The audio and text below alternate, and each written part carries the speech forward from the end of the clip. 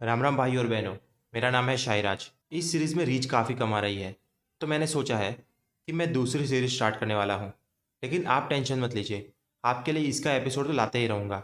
अगर आपको दूसरी सीरीज़ देखनी है तो आप देख सकते हो, वरना आपके लिए अगला एपिसोड तो आएगा ही। तो चलिए शुरू करते हैं आज का एपिसोड 121। पिछले एपिसोड में हमने देखा कि रेंजी, रांगीकू और तोशिरो ने अपना गेंते काइजो को एक्टिवेट कर लिया था और उनमें से काफ़ी स्पिरिचुअल प्रेशर निकल रहा था। ये देखकर बाकी अरंका डर जाते हैं। रेंजी कहता है कि हम गोते 13 के लोग इस लोगों को इसीलिए पहनते हैं ताकि हम अपनी पावर को कम कर सके, ताकि आसपास के लोगों को नुकसान ना हो जाए। तो रांगीकू कहती है कि जैसे ही ये लोगो निकल जाता है हम अपनी फुल पावर से लड़ सकते हैं। तोशिरो कहता है कि ये गेंते काइजो हमारा 80% पावर को लिमिटेड कर देता है, तो अभी के लिए हम 5 गुना ज़्यादा ताकतवर है। रेंजी इल्फोर्ड पर अपनी बंकाई से हमला करता है। इल्फोर्ड एक ही हमले से काफ़ी थक जाता है। नकीम रांगीकू पर हमला करता है। रांगीकू एक ही हाथ से उसे रोककर कहती है कि तुम काफ़ी स्लो हो। तुम पहले जब आए थे तो तुम काफ़ी फास्ट थे। तुमने वो कौन सी टेक्निक यूज़ की थी? नकीम अचानक से उसके पीछे चला जाता है और कहता है इसे हम सोनी दो कहते हैं। रांगीकू और उससे फास्ट जाती है और कहती है हम इसे फ्लैश टैप कहते हैं, और इसके बॉडी पर वार कर देती है। और हम देखते हैं कि रेंजी अपनी बंकाई के पावर से इल्फोर्ड को नष्ट कर देता है, और दूसरी तरफ रांगी को भी नकिंग का बुरा हाल कर देती है। शाओलोंग कहता है कि मुझे रिट्रीट करना चाहिए और वहाँ से भागने लगता है, पर तोशिरो उसका पीछा करके उसे पूरा फ्रीज कर देता है। लेकिन हम देखते हैं कि तोशिरो ने काफ़ी पावर यूज़ कर लिया था, तो शाओलोंग तो मर गया लेकिन तोशिरो भी घिर जाता है। रांगी कुसान ओरिमे को ऊपर बुलाती है। रेंजी सोचता है कि ये अरंकार्स काफ़ी स्ट्रांग थे। अगर हम अपनी पूरी पावर से नहीं लड़ते तो शायद हम आज हार जाते, और सोचता है कि अभी इचिगो की क्या हालत होगी। दूसरी तरफ हम देखते हैं कि इचिगो अपनी बंकाई से ग्रिमजो पर अटैक करता है और ग्रिमजो उसे रोक देता है और दोनों के बीच में फाइट हो जाती है। स्टोरी की दूसरी ओर हम देखते हैं केइगो की बहन फ्रिज खोलकर कहती है कि उसको कितनी देर लगेगी जूस लाने में।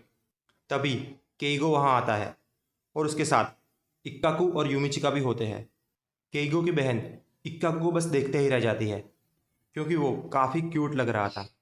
लेकिन तभी केइगो कहता है कि मैं जूस लेने निकला था, लेकिन ये दोनों मुझे मिल गए और कहने लगे कि मुझे तुम्हारे घर पे रहना है, तो मैं इन्हें यहाँ ले आया। पर अगर तुम नहीं चाहती कि ये हमारे घर पे रहे तो हम इन्हें निकाल भी सकते हैं। लेकिन उसकी बहन खुश होकर कहती है कि अच्छा हुआ तुम इन्हें ले आए। केइगो अपनी सिस्टर से कहता है कि मुझे लगा कि तुम मना कर दोगी, इसलिए मैं इन्हें यहाँ ले आया, पर तुम इन्हें रहने के लिए क्यों कह रही हो? क्या होगा अगर मम्मी पापा को पता चल गया? लेकिन उसकी बहन हंसकर कहती है कि मुझे अपने छोटे भाई पर पूरा भरोसा है, वो ऐसे वैसे बंदों को घर पे नहीं लाएगा। उसकी बहन कहती है कि मुझे शेव हेड वाले पसंद है, तो केइगो कहता है कि उसने अपना हेड शेव नहीं किया है, वो पहले से ही टकला है। तो इक्का को गुस्सा होकर कहता है कि कौन टकला है यहाँ? केइगो डरकर कहता है कि नहीं नहीं, मैं ही टकला हूँ। दूसरी तरफ ग्रिमजो और इचिगो की फाइट चल रही है। ग्रिमजो उसकी जांगेसु को पकड़कर दूर फेंक देता है और अचानक से उसके पास आकर उसे एक पंच मारने की कोशिश करता है। इचिगो वहाँ से बच जाता है, पर तुरंत उसको एक किक पड़ती है। उसके मुंह से खून निकल जाता है और घूमते घूमते नीचे पड़ता है। ग्रिमजो पूरी तेजी से उसके पास आता है। इचिगो वापस उस पर अटैक करता है, लेकिन ग्रिमजो अपने एक ही हाथ से उसके अटैक को रोक देता है और वापस फेस पर एक किक मारता है। इचिगो काफ़ी दूर जाकर टकराता है। ग्रिमजो धीरे धीरे उसके पास चलकर आता है और उसे पकड़कर मारने लगता है, एक पर एक पंच, एक पर एक पंच। इचिको धड़ाधड़ पंच खा रहा था और सोचता है कि क्या हर बार मैं ऐसा ही रहूँगा। और जब वो दो अरंकर आए थे तब की मेमोरीज याद करता है। ग्रिमजो उसे धड़ाधड़ पे धड़ाधड़ पंच देते ही जा रहा है और एक जोरदार पंच से उसे हवा में उड़ा देता है और तुरंत हवा में जाकर उसे एक लात मारकर नीचे जमीन पर गिरा देता है और कहता है कि क्या तुम्हारी बंकाई बस इतना ही कर सकती है? हाँ, मुझे लगा कि तुम और कुछ कर पाओगे। क्या तुम्हारी बंकाई बस तेज होना जानती है? ताकत से उसका कुछ लेना देना ही नहीं है क्या? और वो नीचे देखता है, लेकिन वहाँ इचिगो होता नहीं है। इचिगो अचानक से उसके पीछे आ जाता है और कहता है गेत्सुगो टेंशो, और एक बड़ा सा रेड गोला उसके ऊपर मारता है। ग्रिमजो उसके अटैक को रोक देता है, पर हम देखते हैं कि उसके हाथ काफ़ी डैमेज हो गए थे। ग्रिमजो हंसकर कहता है कि उल्की ओरा ने ये तो नहीं बताया था। तो इचिको हंसकर कहता है कि अभी तो और आने वाला है। ग्रीमजो ये सुनकर हंसने लगता है, लेकिन तभी इचिगो के अंदर से आवाज़ आती है कि इचिगो, तू क्यों इतना हंस रहा है। इचिगो उससे कहता है कि बस थोड़ी देर रुको, मैं इसे मारने ही वाला हूँ। लेकिन तभी वो ग्रीमजो को देखता है कि पिछले वाले अटैक से उस पर काफ़ी असर नहीं हुआ था।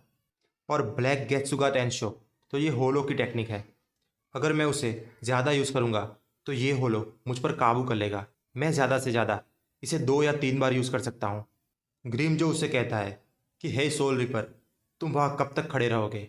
लेकिन तभी हम देखते हैं कि ग्रीमजो उस पर अटैक ही करने वाला होता है, पर पीछे से तोशेन आ जाता है और उसे कहता है कि अब हमें घर चलना चाहिए ग्रीमजो।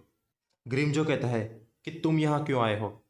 तो तोसेन कहता है कि तुम बिना परमिशन के यहाँ पर घुस आए हो और तुम अपने पास 5 अलंकार को भी ले गए और वो सब अभी मर गए हैं। तुमने हमारे ऑर्डर्स का पालन नहीं किया है। लॉर्ड आइजन काफ़ी अपसेट है ग्रीमजो। चलो अब हमें जाना चाहिए। तुम्हारी सज़ा तो हम हेको मुंडो में तय करेंगे। ग्रीमजो वहाँ से जाने लगता है, लेकिन तभी इचिगो वहाँ से चिल्लाता है कि हे ग्रीमजो, कहाँ जा रहा है तू। ग्रीमजो पीछे मुड़कर कहता है कि चुप रहो, मैं अभी हेको मुंडो जा रहा हूँ।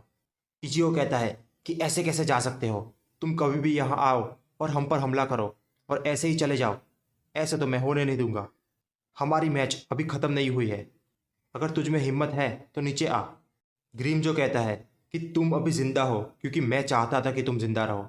तुमने जो पिछला वाला हमला किया था उससे तुम्हारी काफ़ी सारी एनर्जी चली गई है। मुझे भी पता है कि तुम ज़्यादा देर टिक नहीं पाओगे। क्या सिर्फ 2 या 3 ही हमले बाकी है ना तुम्हारे पास। पर अगर तुम्हारे पास ऐसे 100 हमले भी बाकी होते तो भी तुम मेरा कुछ नहीं बिगाड़ सकते, क्योंकि अभी तो मैंने अपना रिलीज मोड भी एक्टिवेट नहीं किया है। इचिगो सोचता है कि ये रिलीज मोड क्या होता है। ग्रीमजो कहता है कि मेरा नाम याद रख लो और भगवान से दुआ करना कि अगली बार तुम्हें ये नाम कभी भी सुनाई ना दे। मेरा नाम है ग्रीमजो जैगर जैक्स। अगर तुम ये नाम दूसरी बार सुनते हो तो समझ लेना कि तुम्हारी मौत नज़दीक आ गई है। और ग्रीमजो वहाँ से चला जाता है।